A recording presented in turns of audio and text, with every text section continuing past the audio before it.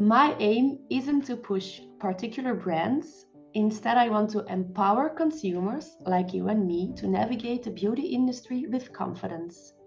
We'll delve into the heart of brands, uncovering their purpose and how they contribute to our beauty choices. The goal is to help us make decisions based on our needs, not just on brand promises. Welcome to the Light Side Podcast. I'm Charlotte, a hair therapist, and I love to create lightness in your hair. With this podcast, I want to invite you on a journey to discover a different, more empowering approach to hair care. Say goodbye to struggles and hello to the amazing world of natural hair solutions. Through this journey, I hope to inspire and encourage you to look at your hair and its needs from a new perspective. Welcome, Susan. You were a guest on the podcast before. In episode 11 of the first season, you taught us a lot about sustainability in hair care. And today we're going to, mainly talk about what's in our products and how we can use plants and herbs for our hair. So let's start with the challenges with alternative forms of hair care, such as the shampoo blocks and the powdered shampoo. I know you offer them and some other alternatives as well. And I've tried them, well, not your products, but I've tried some other brands. And it was with mixed results. And I see a lot of my clients that have the same result. They don't have haven't had much luck either. So my experience is that they can be too harsh or not cleansing enough or overly nourishing. Plus applying, for example, powder shampoo while washing my hair. I'm taking myself as an example now. I wash my hair upside down because I have a lot of sensitivities. And I don't know, it just feels impractical. So I am curious to know what you think about that and how we can use them properly. Hi, Charlotte. Thank you so much for having me. It's great to be back. Hello to everybody who's listening. I am in Canada, and Charlotte and I talked before. So I'm a hair specialist, and I'm also studying trichology, which is the study of hair and scalp issues. And so I love this topic. And I have to say, first of all, I'm really happy to hear that you wash your hair upside down. I Okay. think that's very good. It's actually really good because I don't promote washing the hair. I promote washing the scalp only. So it's much easier to get into the hair if your hair is upside down, or you can get into it and wash the scalp. So that's really good. Um, so your question about the shampoo bars and the powder shampoo, it's really challenging to make a very good shampoo bar. Okay, so because many of the ingredients that are in a shampoo bar can counteract with each other. So you can find a shampoo bar is very waxy, it doesn't foam enough. For some people, it can be very drying. For some people, it cannot wash enough. So there's a huge balance. So if you think about having 10 ingredients, and mixing each one of those ingredients by a different percentage, then you're going to have thousands and thousands of possibilities, right? So coming up with a nice shampoo bar that feels nice, that washes well, but not too much, is very challenging. So aside from that, I've seen many dozens, if not hundreds, of different shampoo bars that use ingredients that are beautiful ingredients or can be harsh ingredients. I find the biggest problem with shampoo bars is that a lot of people that are making them are using way too much hair cleanser in their shampoo bar. So we normally use SCI, which is sodium cocoyl isethionate. I don't use it because it's not biodegradable. So I use a different one called sodium glutamate, which is biodegradable and is EcoCert. But anyway, those the maximum usage is 50% in your bar, but a lot of people are using them at 70% and even higher. And they're combining it with other cleansing ingredients. So it's it can be very harsh on the scalp. So I think that's one of the reasons. The other reason is that I think a lot of people are not diluting the shampoo bars properly because a shampoo bar is a very highly concentrated shampoo.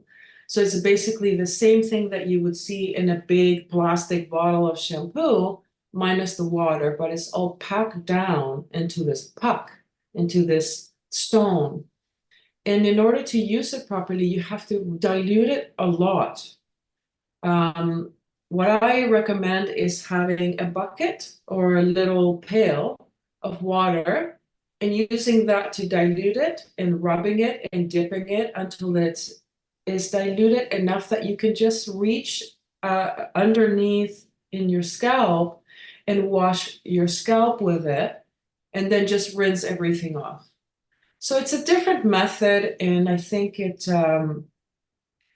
a lot of people take the shampoo bar and they'll rub it all over their hair. So they cause knots on the hair, and they're using too much product and sometimes can get stuck in between the hair, or it can get stuck in the scalp. And I think that's probably one of the biggest reasons why people end up saying, I just don't like a shampoo bar because it doesn't work for me. It dries my hair too much. Of course, it's not being diluted enough. Does that make sense? Yeah, I think so. And I love that you were saying that it's a very good thing that I wash my hair upside down, because when I say that or recommend it to people, yeah, they are always looking me very strangely, like, what? So, well, Yes, for me, it's a very, yeah, nice way to wash your hair. And I also have the feeling that I don't need that much product as well. So, right. and I also use it with the liquid shampoo. So Yes, the shampoo form doesn't really matter. I always wash my hair upside down. And do you think, yes. because I know shampoo blocks, it can be tricky sometimes. Do you have a video where you show people how you prepare it to wash your hair?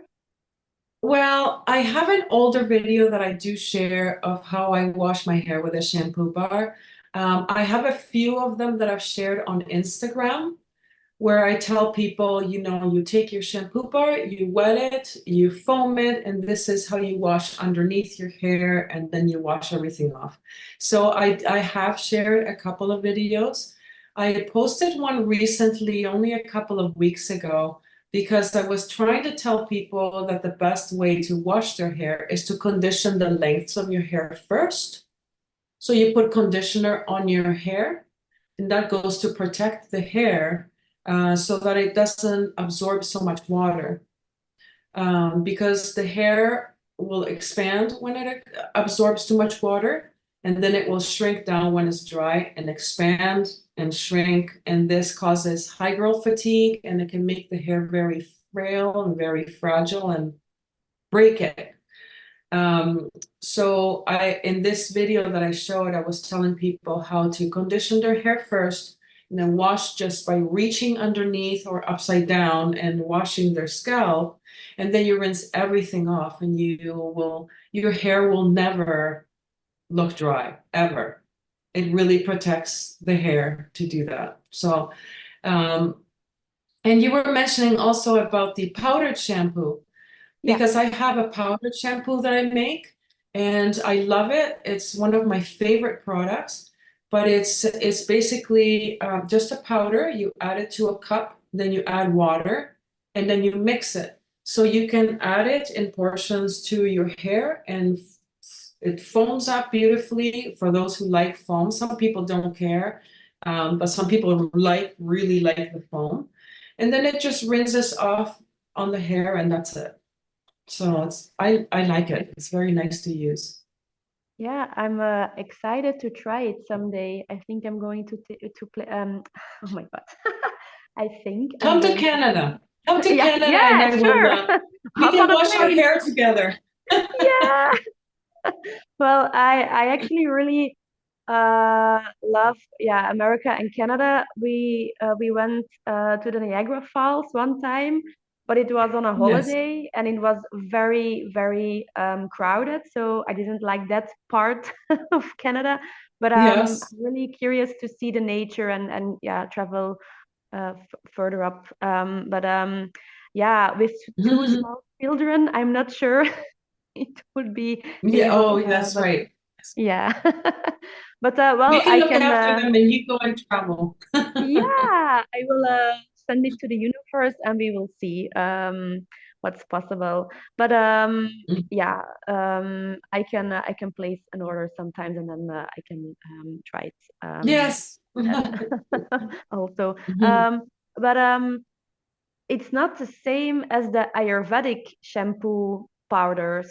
How do you feel about that actually? I okay, I guess we should go back in time a little bit because when I first started my journey to try and fix my hair, because my hair was very dry, it was breaking, it just looked terrible. And so I tried to fix my hair, and the very first thing I did is I went on the no poo method. If you're familiar, or maybe you want to introduce what that is to your listeners. But um, one of the things I did with no poo was I would wash my hair with shikakai. And shikakai is an Indian nut that is ground up and has natural saponification. So it foams up a little bit, I guess, and it has cleansers in it. Um, and I did that along with tea rinses and washing my hair with bringraj and Rita and Amla. I made a whole pot of beautiful herbs and seeds and roots that were, and I did that for 5 years. For 5 years. And so did my whole family. We did all of that for 5 years, and it was very nice.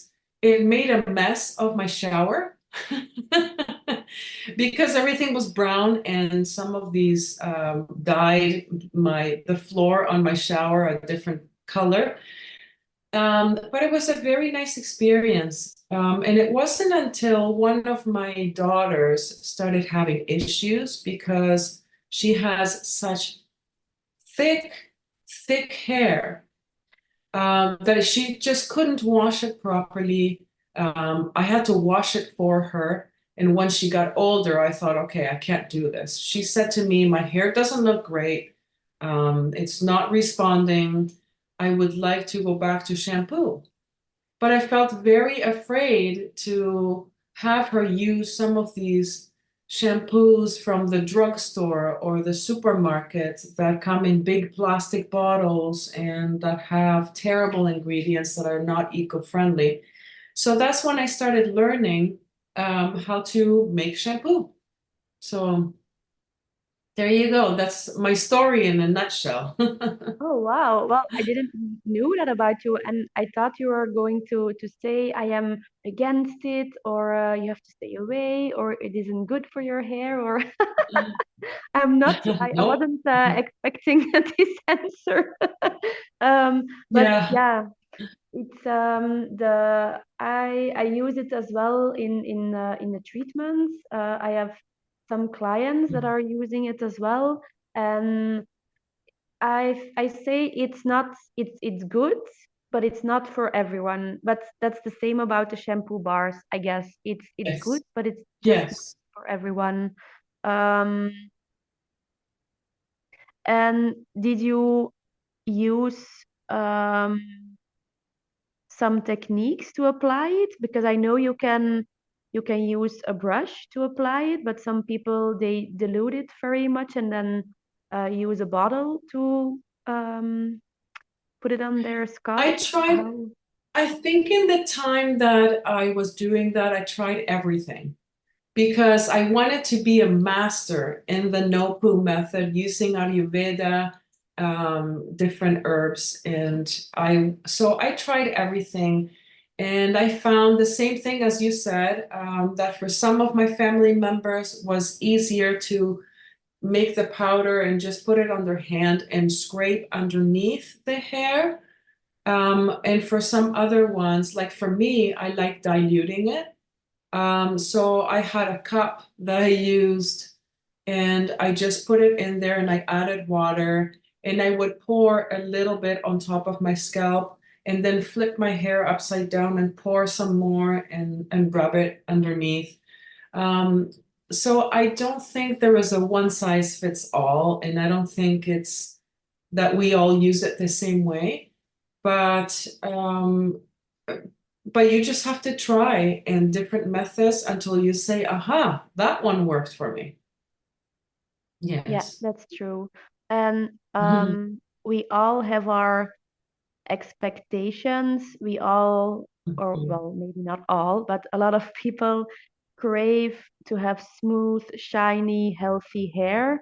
And we often, yeah, will expect that a single product will deliver that result. And Right. we have the silicons, plant-based or not, they can contribute to that feeling.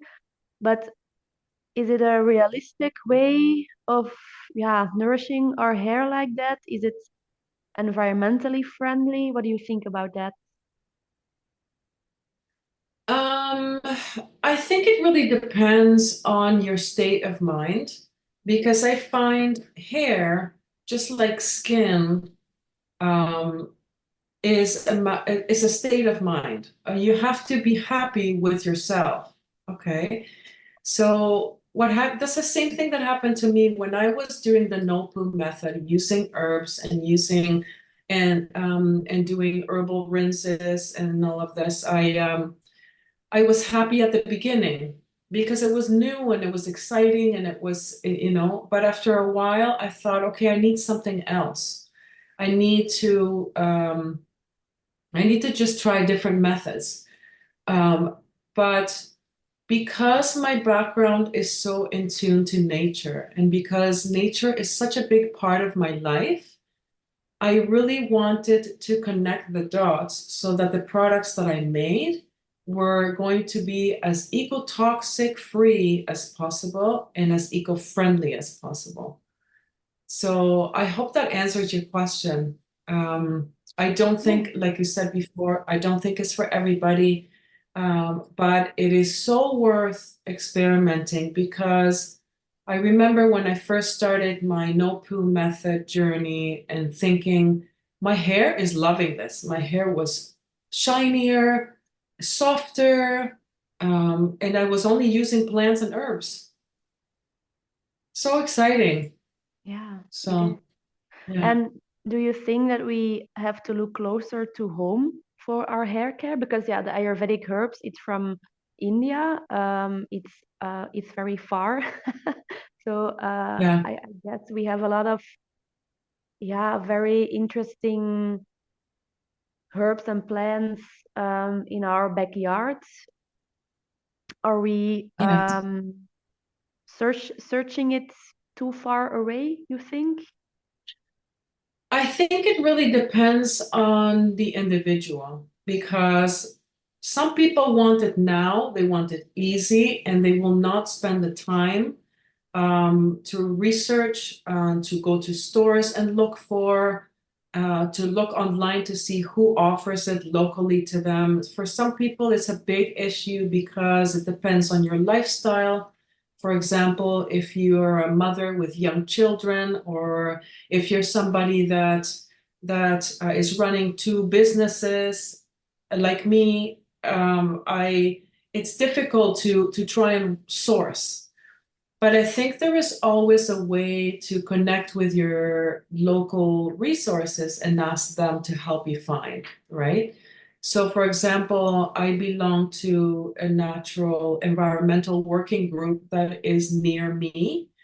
They promote everything that is for the environment in my city, in my region. And if I'm looking for something, I reach out to them and I say, do you know where I can find A, B, and C? And they will help me. So for some people that may work, and for some people it's I can't be bothered. That's too time consuming, that's too hard for me. And then that's fine too, because like I said before, a lot of it is a state of mind, right? I think a lot of the things that we buy and we use, from our clothing to our tools for building to the packages we use for our equipment, it's all comes from different countries and it all has environmental footprint. But we have to pick our battles and we have to pick and choose what we want to do with it, right?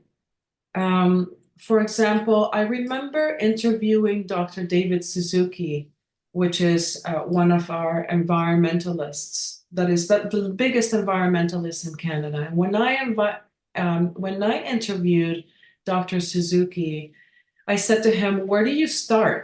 Because there's so much to focus on. We have to focus on, buying vegan and buying the right clothing and planting our food and not using vehicles. And it can be so much and it can be so overwhelming that where do you start? And his advice to me was, you start with one thing, right? So you start with, pick your battles, pick something that you're really passionate about, and then that's what you go with. For children, maybe it's spiders. They're afraid of spiders. And so you have to teach them to appreciate that if there were no spiders, then the birds wouldn't eat. And then if the birds don't eat, then, bigger birds don't eat. So that kind of thing, you have to teach appreciation and you have to pick your battles, go with it, and really try and then grow from there. The same as for me, like I highlight my hair, but um, I can't not do it because it makes me happy and it makes me feel good that I've done these things with my hair. I know I'm rambling on about a lot of different topics, but I hope I'm explaining myself well to you. Yeah. I think it's a rambling day. I did a lot of podcasts as well today, and I think it's just I don't know, the energy at this moment. But yeah, I teach, or not teach. Well, soon I will teach. Well, I have a Find Your Shade of Green online program, and it's like a roadmap to give your own definition on natural hair care. And a part of it is choosing for yourself what's important to you and not what other brands or the industry or your family is saying you have to choose. And a lot of things start from you, and the education part is important as well. And then, well, yeah, it's like you said, if you just choose one thing, it's easier to do your research on it. Right. Mm-hmm. So yeah, I think it's very interesting. And about the hair coloring, I think I advised my clients that if it makes you happy, then do it. But Mm-hmm. if you're not happy with the time and the money you have to spend on it, just leave it. But you have to choose if you want to use the the henna colorings or the Mm-hmm. more synthetic colorings. It's very difficult to combine those two. And I think a lot of people are thinking that it's sustainable. But yeah, it's maybe it will be a topic for I think later so. on. I think this is a really good topic and one that we should talk in more depth, maybe in a different conversation next time, Yeah. because you are right on so many points. And hair, like we said before, is such a personal issue, such a personal matter. It reflects who you are, it makes you feel good. When your hair is too oily or too, for some people, if it starts showing gray, they're unhappy, or there's a lot to uncover, and I would love to talk a little bit about the psychology behind that. So maybe we can get into that next time. That would be great. Ooh, yes, that would be very Yeah. interesting. Mhm. Well, I do have one more question. I saw that Mhm. you are using baobab protein in your hair Mhm. mask.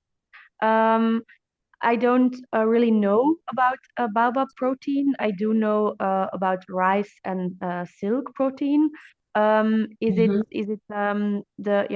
the chemical profile? I'm not sure if I'm saying that correctly, but is it or is the Why do molecule I like it? smaller? Yeah, yeah. Well, Um, why do you like it? And is it because the the for size of to the really, molecule? yeah, the size, it really matters, Yeah. for your hair?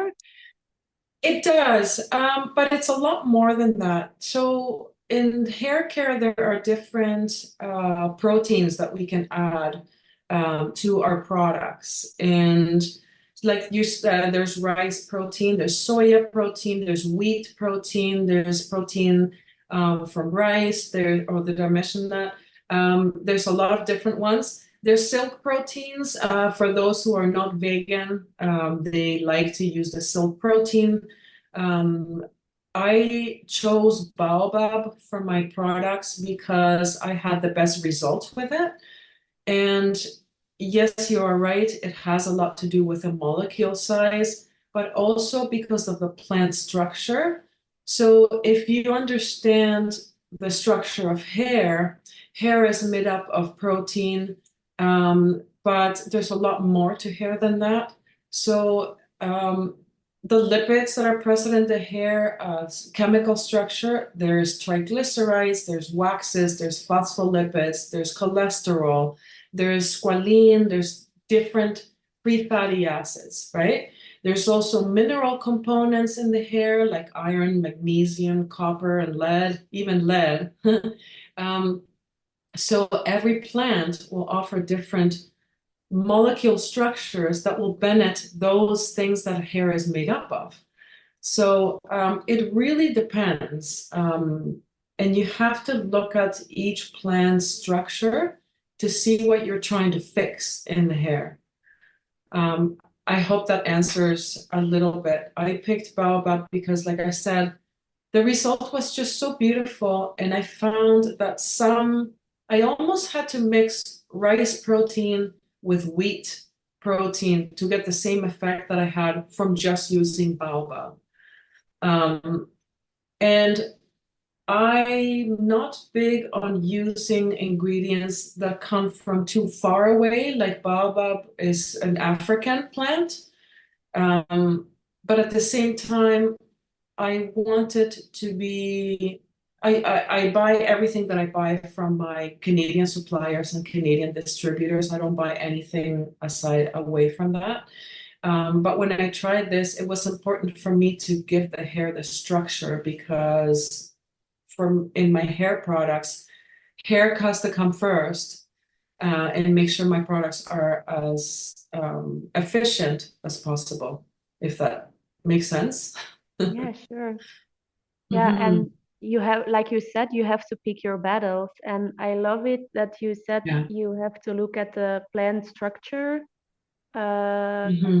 in order to see how it will work on your hair. And um, well, I'm very curious if I have plants in my garden that have an ideal structure to match our hair, because that's one of my dreams. If I can, um, yeah, take it from my garden and then use it on my hair.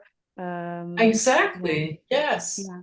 And that's Um, when I started No Poo, that was my goal. I wanted to just pick something from the earth and rub it on my hair and fix everything, right? But then when you start to learn about the structure of the hair and the scalp and what the scalp does to hair and how the scalp matters, there's just so much more to it. Mm-hmm. So I think what you're doing and educating people on not only how to look after your hair, but your mentality of the hair and doing it as naturally as possible, I think is great. And that should be the goal, I think. Yeah, no, that's true. Yeah. And I think we have to go back to the middle, but before going back to the middle, we have to have first the extreme. So I started with the synthetic products and the synthetic way of hairdressing, and then I went to the other side and the only no poo method as well Yes. with my clients. And now I see, okay, it's just not for everyone. And I'm hoovering back more to the center. But for myself, um, I'm not quite there yet. I want to explore more what's in my garden to work with. And Yes. then I feel if I completely understand that and will be an expert on that, I can move right back to the center. And in the center, it's more complete, I think, if that makes sense. Yes, I know just what you mean because I went through the same thing. For me, it was okay, I started no poo, and then I had been using synthetic and products that were called natural, which weren't, as I know now. So I've tried everything with my hair, and I think also partly the reason why I experimented so much with my hair, because when I developed my products, I wanted to make sure they worked for everybody.